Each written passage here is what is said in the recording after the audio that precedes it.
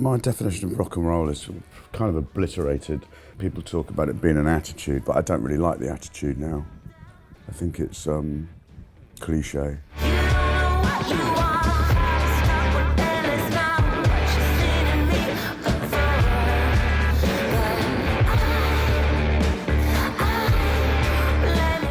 I mean, one of the big things with this record was that I'd learned how to use a studio.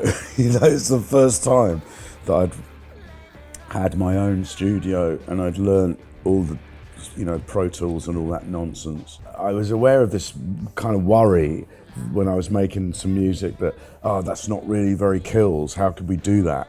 And that kind of made me think like, that's a stupid thing to think. So I invented this side project just to stop the internal worry. So it was like, no, it was called LA Hex. That's for LA Hex. This is for the Kills. Knowing that I was tricking myself and that Alison would bust me and say, no, these are all the Kills, you idiot. Yeah, he played me LA Hex and I felt like it was absolutely a Kills song. I still got my ways, you know. I still got my ways.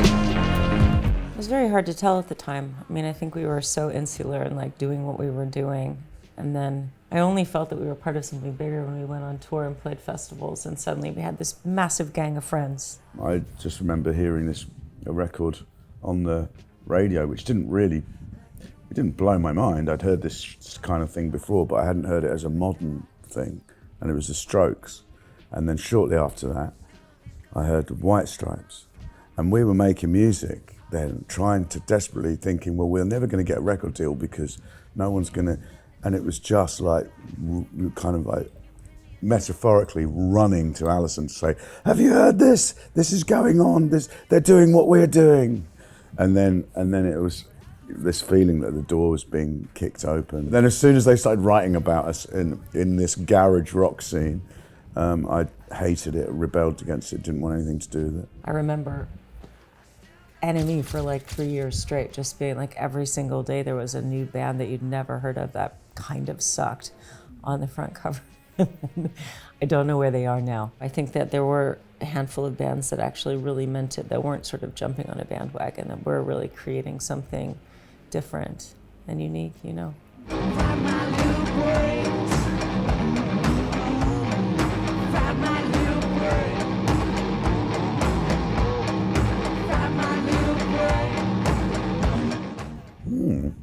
What does Keep On Your Mean Side mean to you? Oh, it's our first record, so it's so special to me. I mean, I remember being in that studio. I remember writing these things. I remember dueling on a typewriter to come up with a band name. I mean, it was the beginning. I think I see it I see it more as an experience now when I look back at it.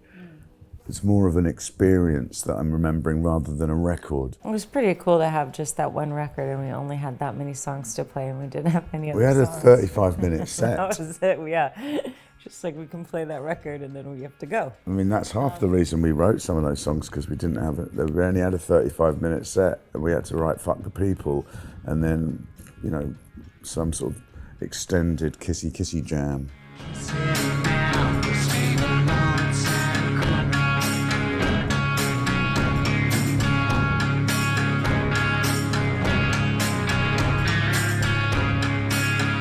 I think definitely since we started, the music industry has changed in a handful of severely different ways, really changed a lot. If people don't pay for music, I don't really know how bands can show up, really, in the long run. After a while, after you exhaust all your resources and there's no way to bring any more in, it's a fucked up situation. This is like capitalism at its worst, where your success is only judged by popularity and kind of financial status, really. How much you have in the bank and how popular you are. That's the only gauge of success anymore. And it kind of seems obvious saying it, but it didn't used to be like that. It really didn't. In fact, it was the opposite in the music industry. It was like you were a cock if you were commercial and like super popular. It's like, dude, anyone can do that.